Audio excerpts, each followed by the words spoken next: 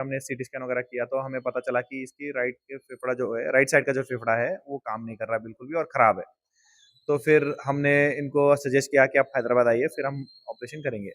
फिर इनका हमने ऑपरेशन किया, राइट साइड का फेफड़ा निकाला, फिर पेशेंट बिल्कुल स्वस्थ होके वापस आया।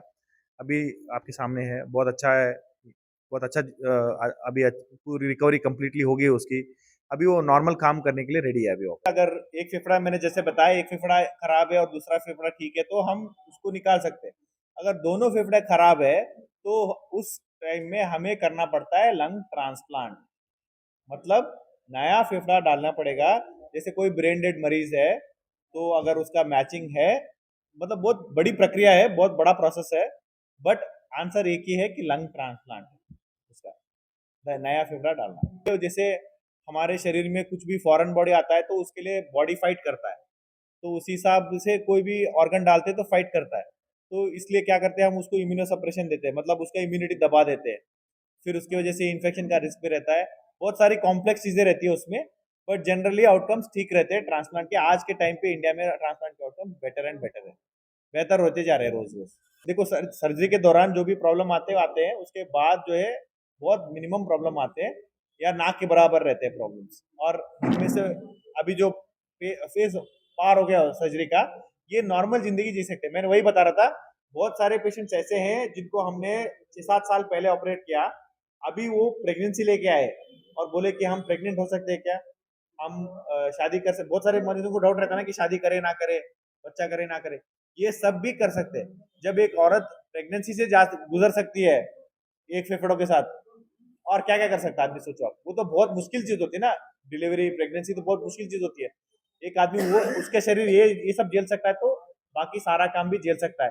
हमारे बहुत सारे पेशेंट ऐसे हैं जिनको फेफड़ा निकाला हमने, और फिर वो हेल्दी लाइफस्टाइल जीते हैं बहुत। तो वो ट्रैकिंग के लिए भी जाते हैं, पहाड़ पे जाते हैं ट्रैकिंग के लिए। तो बहुत साल पहले टीबी हुआ था, 2017 में या टीबी के असर पे लंग खराब हो गया। अच्छा, ये उनका जो डिजीज था वो भी फिर से रिकवरी होगा, या फिर फिर से वही डिजीज हो सकता है? नहीं, देखिए वो तो देखो, अब इन्फेक्शन तो किसी को कभी भी हो सकता है। जैसे अभी आज मैं बैठा हूँ, मेरे पास वायरल इन्फेक्शन है, सबको हो सकता है, उसका कोई गारंटी नहीं दे सकता। बट अभी तो नहीं है, आगे उनको देखभाल करना पड़ेगा। जैसे जैसे कोई बहुत क्राउडेड प्लेस है, वहां पे मास्क पहनना पड़ेगा, पानी वगैरह साफ पीना पड़ेगा। ये सब चीजें डेली का काम है जो करना पड़ेगा। जैसे इन्होंने बोला था ये मेसन है, तो इन्होंने बोला कि मेसन का काम करे ना करे, तो मैंने मना किया, क्योंकि उसमें धूल मिट्टी का काम बहुत होता है। तो ऑब्वियसली जो एक ही फेफड़ा उसका अफेक्ट होने का संभावना रहता है, तो हम उनको बोलते हैं कि ऐसा काम मत करो, ऐसे काम करो जहाँ पे आप बैठे हो, और जैसे दुकान चलाओ, ऐसे चलाओ जाके धूल मिट्टी कम पड़े हो। खाने पीने में कोई कोई नॉर्मल नॉर्मल खाना खा सकते हैं। नहीं, कोई नहीं, वो तो बाहरी चीज है, फेफड़े से थोड़ी उठाएगा कोई आदमी। नहीं, वो बॉडी पे अच्छा से खा पिएगा, वजन बढ़ेगा तो कर सकता है सब कुछ। नमस्कार, डॉक्टर मंजुनाथ भले, थोरासिक और lung transplant surgeon, Yashoda hospital Hyderabad से। ये एक 24 साल का लड़का है जिसको लंग की प्रॉब्लम थी। एक्चुअली उसको खांसी था, फिर खांसी के साथ खून में ब्लड भी गिर रहा था। तो ये कुछ महीने पहले हमारे पास आया, फिर हमने देखा, फिर हमने सीटी स्कैन वगैरह किया तो हमें पता चला कि इसकी राइट के फेफड़ा जो है, राइट साइड का जो फेफड़ा है वो काम नहीं कर रहा बिल्कुल भी और खराब है। तो फिर हमने इनको सजेस्ट किया कि आप हैदराबाद आइए, फिर हम ऑपरेशन करेंगे। फिर इनका हमने ऑपरेशन किया, राइट साइड का फेफड़ा निकाला, फिर पेशेंट बिल्कुल स्वस्थ होके वापस आया। अभी आपके सामने है, बहुत अच्छा है, बहुत अच्छा अभी पूरी रिकवरी कंप्लीटली हो गई है उसकी। अभी वो नॉर्मल काम करने के लिए रेडी है अभी वापस। क्या हुआ था, कौन मतलब क्या रीजन था जिसके देखिए, इनको बहुत सारे पेशेंट्स को हमारे देश में टीबी का अभी भी इन्फेक्शन हो रहा है, और इसी हिसाब से इसका भी टीबी का शंका बीमारी लगी थी 2017 में। उसकी वजह से इनको जो है फेफड़े खराब हो गए, राइट साइड का पूरा फेफड़ा खराब हो गया। तो अभी क्या एक ही पे अभी अभी एक ही फेफड़े पे है, बट बिल्कुल स्वस्थ है और बिल्कुल अपने नॉर्मल लाइफ जी सकता है। तो दूसरा मतलब कि जो जो लंग्स खराब है उसको फिर से सर्जरी करना पड़ेगा या फिर और एक लगाना पड़ेगा? नहीं, अभी एक ही आदमी का अगर दोनों फेफड़े खराब है तो ही लंग ट्रांसप्लांट की बात आती है। अगर एक फेफड़ा खराब है और ठीक है, दूसरा फेफड़ा अच्छा है, तो कोई ट्रांसप्लांट की जरूरत नहीं पड़ सकती। ये आदमी एक ही फेफड़े पे आराम से जी सकता है। तो फेफड़ा मतलब क्या था या फिर ये लंग्स? लंग्स, ये लंग्स, श्वास कोश। अच्छा, फुस-फुस। पर इसके वजह से तो कहीं उसको उनको चलने में थकावट या फिर ऐसे बहुत हाँ। सारे भी वो हुँ, प्रॉब्लम भी आ सकता है। बिल्कुल, बिल्कुल आ सकता है बट अभी जो है इनका जो हमने टेस्ट वगैरह कराया तो इनका जो लेफ्ट साइड का फेफड़ा है बहुत अच्छा है, तंदुरुस्त है और काम कर लेगा ये, तो राइट साइड को निकाल दिया गया। निकाल दिया। हमने जाँच करके देखा, राइट साइड कितना ऑक्सीजन दे रहा है और लेफ्ट साइड कितना ऑक्सीजन दे रहा है, राइट साइड बिल्कुल ही कुछ नहीं दे रहा था, 0% था। इसलिए हमने जब निकाला तो हमें पता था कि इसमें ऑक्सीजन में कोई कमी नहीं आएगी और साँस लेने में भी कोई दिक्कत नहीं आएगी। तो अभी ये एक लंग्स के साथ आराम से अपना सारे काम कर सकते हैं। बिल्कुल, बिल्कुल, बिल्कुल। देखिए थोड़ा बहुत सावधानी बरतना पड़ेगा, जैसे एक कोई सवाल कर रहा था कि तम्बाकू खा सकता है क्या? बीड़ी पी सकता है क्या? स्मोकिंग ये सब नहीं करना चाहिए बिल्कुल भी। वो तो मैं हम भी हमें भी नहीं करना चाहिए, उनको तो और भी सेफ रहना चाहिए। और जैसे भीड़ में जाते हैं तो मास्क पहनना चाहिए और जैसे धूल-मिट्टी का काम है, उसको अवॉइड करना चाहिए। जितना अपना लंग एक ही फेफड़ा है तो और ध्यान से रहना चाहिए। कभी कभी ऐसा होता है कि कोई भी इन्फेक्शन की वजह से लंग्स के ऊपर पॉज बन जाता है और यस, यस, वो या लंग्स भी इन्फेक्टेड हो जाता है। हुँ। तो उस टाइम पे क्या किया जाए अगर ये इनके जैसे इनके जैसे और कोई भी अगर पेशेंट आए हाँ, तो उनके हिसाब से अगर हाँ, मिला इसे। देखिए नॉर्मली कैसा होता है आपने जैसे सवाल किया पस बन गया तो क्या करना है? पस बन गया तो पहला चीज़ ये होता है कि पस क्यों बना वो देखना होता है। पस क्या बैक्टीरियल इन्फेक्शन है या फंगल इन्फेक्शन है, उसकी वजह से बना है। और उस हिसाब से पहले कुछ टेस्ट जाँच करके उसको लिए एंटीबायोटिक, एंटीफंगल देना होता है। एक बार वो अगर एंटीबायोटिक से ठीक हो गया तो अच्छी बात है, नहीं तो ट्यूब डालना पड़ता है। अगर ट्यूब से भी नहीं काम हुआ, फिर सर्जरी करना पड़ता है। जैसे हमारे पास एक पिछले महीने एक पेशेंट आया भुवनेश्वर से, उसको एयरलिफ्ट करना पड़ा।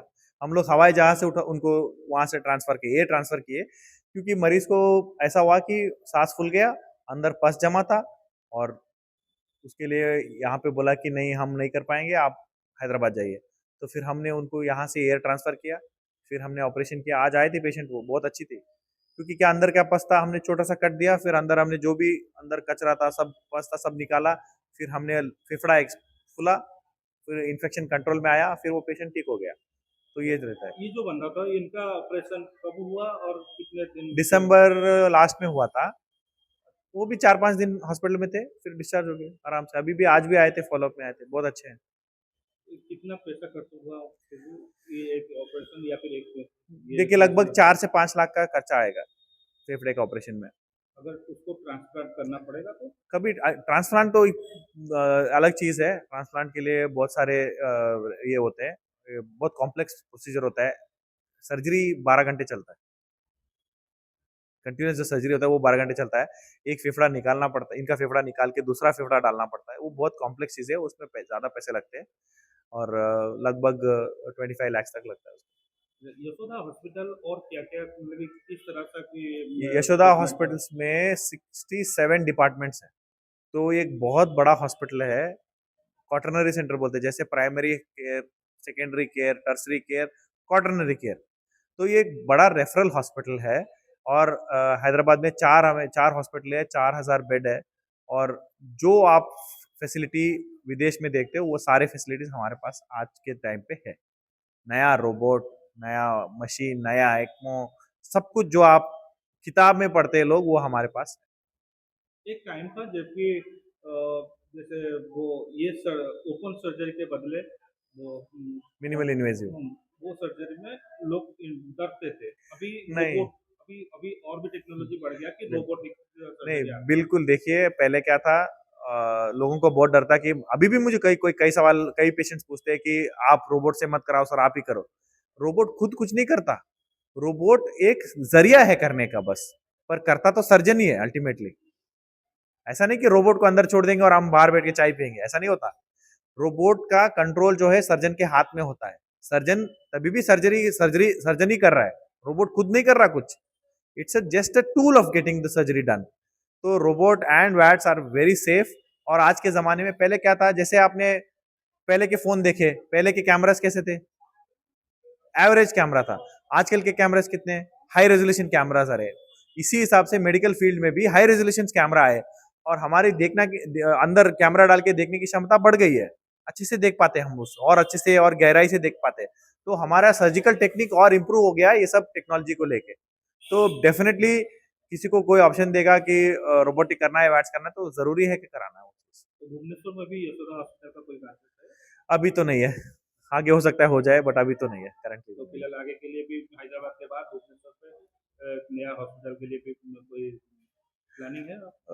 अभी तो करंटली मैं मैनेजमेंट से पूछना पड़ेगा ये वाला बात, बट अभी तो नहीं है। अभी हम लोग हर महीने यहाँ पे आ रहे हैं तीसरा फ्राइडे को ओपीडी करने, ताकि कोई पेशेंट ऑपरेशन के बाद या ऑपरेशन से पहले कोई दिखाना चाहता तो हम उसको देखेंगे और उनको सही रास्ता बताएंगे। देखिए, जरूरी नहीं कि हर पेशेंट को सर्जरी की जरूरत है, बट उनको बताना भी जरूरी है कि क्या दवाई दे, क्या इलाज चल रहा है। मैं वो चीज को ध्यान में रखते हुए महीने में हर महीने यहाँ पे आने के लिए डिसाइड किया है। कमल रतन बेहरा कौन ହେଇଥିଲା ତମର? 2017 ମସିହାରେ ଟିଭି ହେଇଥିଲା। ଟିଭି ପରେ ସବୁ ଠିକଠାକ ଥିଲା। ତାପରେ ଏବେ ଏଇ 2-3 ମାସ ପହିଲା ଆଗରୁ ମାନେ କାଶ ଲାଗି ରହିଲା ସବୁବେଳେ। ତାପରେ କାଶରେ ବି କଫର ମାନେ ବ୍ଲଡ଼ ଆସିଲା ଟିକେ ଟିକେ। ତାପରେ ସାର୍ଙ୍କ ସାଥିରେ ଦେଖା କଲି, ସାର୍ କହିଲେ ସାର୍ ଅପରେସନ୍। କୋଉଠି ଦେଖା ହେଲେ? ସାର୍ ଭୁବନେଶ୍ୱର ଆସିଥିଲେ। ଭୁବନେଶ୍ୱର କୋଉ ଜାଗାରେ ଦେଖା ହେଲେ? ନା ଫାର୍ଷ୍ଟ ଟାଇମ୍ କଟକ ଆସିଥିଲେ। କଟକରେ ଦେଖା କରିଥିଲେ। ସାର୍ କଟକ କୋଉଠି? ଏଡ୍ରେସଟା ମନେ ପଡ଼ୁନାହିଁ। ମାନେ କେମିତି କଣ ଜାଣିଲେ, କେମିତି କଣ ଦେଖା ହେଲେ କେମିତି? ଏ ଭାଇଙ୍କ ସାଥିରେ ଇଏ କରିକି ସାର୍ଙ୍କ ସାଥିରେ ଦେଖା। ତାପରେ ତାପରେ ସାର୍ କହିଲେ ଗୋଟେ ସାଇଡ଼୍ରେ ଲଙ୍ଗସ୍ ଖରାପ ହେଇଛି, ଅପରେସନ୍ କରିବା ପାଇଁ ହେବ। ସାର୍ କହିଲେ ଅପରେସନ୍ କରିବା ପାଇଁ ହାଇଦ୍ରାବାଦ ଯିବାକୁ ପଡ଼ିବ। ସେଇଠି ଯାଇକି ଅପରେସନ୍ ହେଇକି ଆସିଲି। ତାହେଲେ ତମେ ଫାର୍ଷ୍ଟ ଟାଇମ୍ ଯେତେବେଳେ ଶୁଣିଥିବ ଲଙ୍ଗ୍ସ ଖରାପ ହେଇଯାଇଛି, ଶୁଣିକି ତ ମୁଣ୍ଡ ବୁଲେଇଥିବ? ନା ନା, ସାର୍ କହିଲେ କିଛି ପ୍ରୋବ୍ଲେମ୍ ନାହିଁ, ଏବେ ସବୁ ଠିକ୍ଠାକ୍ ଅଛି, ଗୋଟେ ଲଙ୍ଗସ୍ କାଢ଼ିଦେଲେ ଆରାମସେ ଅସୁବିଧା କିଛି ହେବ ନାହିଁ, ଏବେ ଆରାମସେ ରହିପାରିବ। ତ ସେଟା ଶୁଣିକି ବି ଡର ଲାଗିଲାନି? ନା ଘର ଟିକେ ଲୋକ ତ ତଥାପି ଡରିବେ ଯେ ତଥାପି ଗୋଟେ ଲଙ୍ଗ୍ସ ଟିକେ କାଢିଦେବେ ମୋର। ତଥାପି ଟିକେ ଇଏ ଲାଗିଥିଲା। ଏବେ ତ ସବୁ ଠିକ୍ଠାକ୍ ଅଛି। ଏବେ କଣ କାମ କଣ କରନ୍ତି? ମୁଁ ପାକା କାମ କରେ, ମିସ୍ତ୍ରୀ। ଆଚ୍ଛା, ଏବେ କଣ କାମ ଏବେ କରୁଛନ୍ତି? 2 ମାସ ହେଲା କାମକୁ ବାହାରିନି, 1.5 ମାସ ହେଲା ଅପରେସନ୍ ହେଇନି। ସାର୍ଙ୍କ ସାଙ୍ଗରେ ଦେଖା କରିନି, ଅପରେସନ୍ ହେଇକି ଆସିଥିଲି। ଆଜି ଫାର୍ଷ୍ଟ ଟାଇମ୍ ଦେଖା ହେଲା। ସାର୍ ଏବେ କହୁଛନ୍ତି ସବୁ କାମ ଦାମ କରିବା ପାଇଁ। କୋଉ କାମ କରିବ? ଘର ପାଖକୁ ଗଲେ ଡିସାଇଡ୍ କରିବା ଯାହା ହବ। ଅଧିକ ଓଜନିଆ କାମ ତ କରିବାକୁ ମନା କରୁଛନ୍ତି, ଯେହେତୁ ଇଏ ନାହିଁ, ଦେଖିଆ ଯେତିକି ସମ୍ଭବ ହେଇପାରିବ କରିବା। ହାଲକା କାମ କରିବାକୁ କୁହାହଉଛି। ଏବେ ଠିକ୍ ଠାକ୍ ଅଛି। ଚଲାବୁଲା ଠିକ୍ ସବୁ ଅଛି। ଠିକ୍ ଅଛି ଆରାମସେ। ଇଏ ଥକା ଲାଗିବା କି ସେମିତି କିଛି? ନା ଏବେ ଏମିତି କିଛି ନାହିଁ। ଫାଷ୍ଟ ଫାଷ୍ଟ ଥକା ଲାଗୁଥିଲା। ହଁ, ସେ କମଜୋର ଥିଲା। ଏବେ ଟିକେ ଟିକେ ଆଚ୍ଛା ଭଲ ଲାଗୁଛି। ଆଗରୁ କୋଉଠି ଭୁବନେଶ୍ୱର ଓଡ଼ିଶାରେ ରହୁଥିଲା ନା ଓଡ଼ିଶା ନା ବାହାରେ ରହୁଥିଲା? ବମ୍ବେରେ ଥିଲି। ବମ୍ବେରେ ଥିଲ? ବମ୍ବେରେ କଣ କରୁଥିଲ? ମୁଁ ପ୍ରିଣ୍ଟିଂ ଲାଇନ୍‌ର କାମ କରୁଥିଲି। ତ ସେଇଠି ଟିଭି ହେଇଥିଲା ହଁ, ପାଣି ପାଇଁ ନା କଣ? ଇନଫେକ୍ସନ୍ ଯୋଗୁରୁ ହେଇଥିଲା। ସେଠି ଆଉ କୋଉଠି ମେଡିକାଲ ଦେଖେଇ ନଥିଲ? ନା। ସେଠୁ ଘରକୁ ପଳେଇଥିଲ ନା କଣ? ଘରକୁ ହୁଁ? ଘରକୁ ଆସିଥିଲି। ଘରକୁ ଆସିଲ।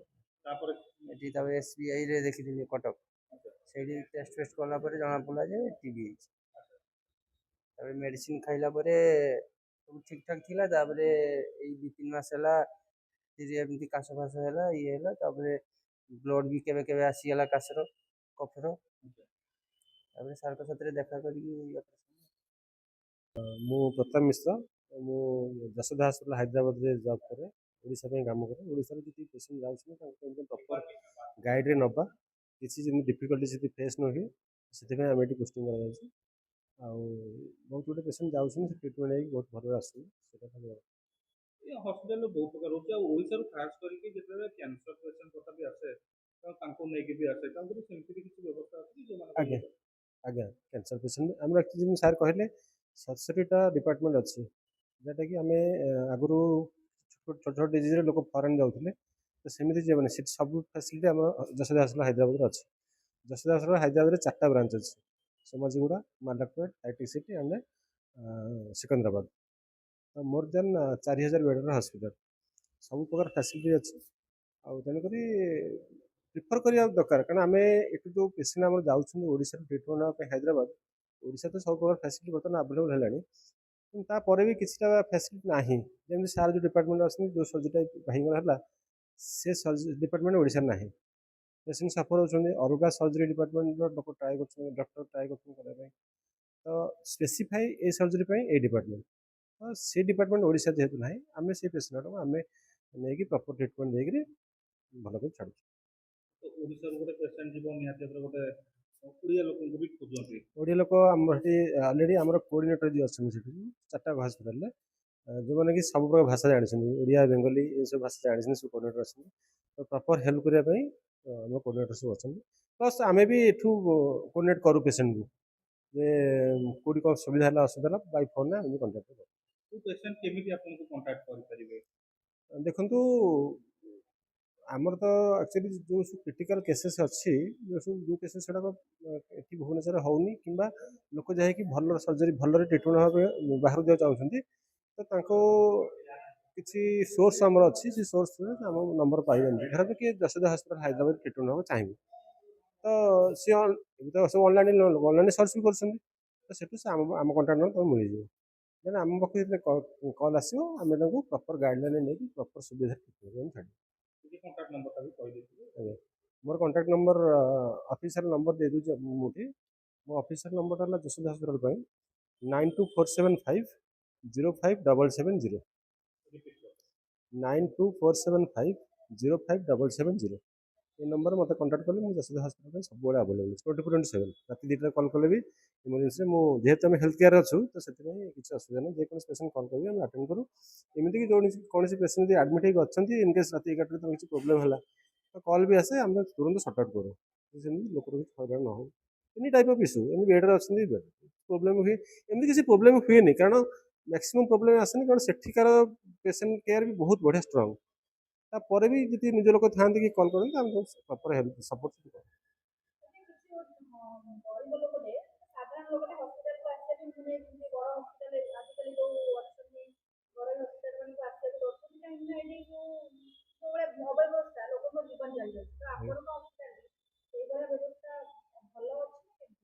ଆପଣ ଏବେ ଯେଉଁ ପେସେଣ୍ଟ ଦେଖିଲେ ସେ କେଉଁ ସୋର୍ସର ପେସେଣ୍ଟ ଅଛନ୍ତି, ବାଲିସିମେଣ୍ଟ କାମ କରୁଥିଲେ ଆପଣ ପେସେଣ୍ଟ ଜାଣିପାରୁଥିବେ। ତ ସେଇଭଳିଆ ପେସେଣ୍ଟକୁ ନେଇକି ଆମେ ସର୍ଜରୀ କରି ଛାଡ଼ୁଛୁ। ତ ସେଇଭଳିଆ ଯେମିତି ଆମେ କହିଲେ ଆମ ଡକ୍ଟର ବହୁତ supportive and in finance case ବି ବହୁତ ସପୋର୍ଟ କରନ୍ତି ପେସେଣ୍ଟକୁ। ଫାଇନାନ୍ସ କେସ୍ ଗୋଟେ ସବୁଠୁ ବଡ଼ ହଁ, ମୁଁ ସେଇ କଥା ତ ମ୍ୟାଡ଼ାମ୍ ଯେ ପଚାରିଲେ। ଓଡ଼ିଶାରେ ଯେଉଁ ଫାଇନାନ୍ସ କଣ୍ଡିସନ ପାଇଁ କୋଉଠି ନା କୋଉଠି ଗଭର୍ଣ୍ଣମେଣ୍ଟର ଯେଉଁ କାର୍ଡ କାମ ଦିଏ, ସେଟା ତ ହାଇଦ୍ରାବାଦରେ କାମ ଦଉନି। ଏବେ ବର୍ତ୍ତମାନ କାମ ଦେଉନି, ଆଗରୁ କାମ ଦେଉଥିଲା କି କ'ଣ ଜାଣିନି, ଏବେ କିଛି କାମ ଦେଉନି ହାଇଦ୍ରାବାଦରେ। କିନ୍ତୁ ଆମେ କଷ୍ଟ ଉପରେ ପେସେଣ୍ଟକୁ ଡିସକାଉଣ୍ଟ ବି କରାଯାଏ, ହସ୍ପିଟାଲ ତରଫରୁ ଡିସକାଉଣ୍ଟ କରାଯାଏ ଦେଖିକି ଲୋକଙ୍କୁ ଯଦି କିଛି ତା'ର ମାନେ ବ୍ୟାକଗ୍ରାଉଣ୍ଡ ବହୁତ ଷ୍ଟ୍ରଙ୍ଗ ନାହିଁ, ଏତେ ଖର୍ଚ୍ଚ କରିପାରିବେନି, ତେଣୁ ଆମେ ତାକୁ ସପୋର୍ଟ ବି କରୁ। ଯେମିତି ଆପଣ ଦେଖିପାରିବେ ଗୋଟେ ଉଦାହରଣ, ଆଉ ତାକୁ ବି ଆମେ ସପୋର୍ଟ କରୁଛୁ ଯେମିତି ଆମେ ଭଲରେ ଟ୍ରିଟମେଣ୍ଟ ପାଇଁ ଲୋକ ଭଲ ହେଇଯିବ।